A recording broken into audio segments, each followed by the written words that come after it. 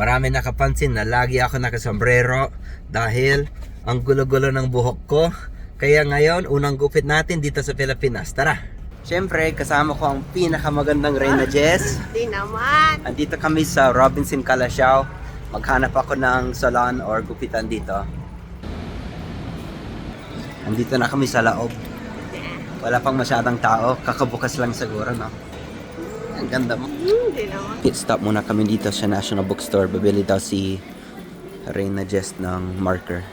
Para saan naman yung marker niyan?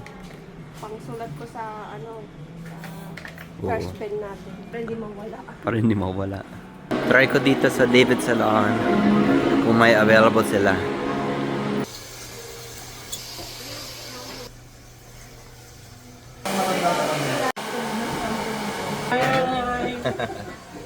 Pagkakita ka lang, yes po yung Dick.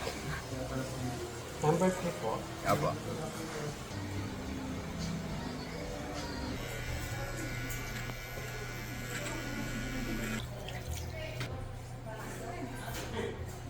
Tapos na ako magpagupit.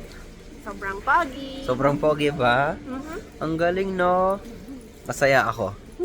Konting grocery shopping lang. Nagutom si Reyna Jess.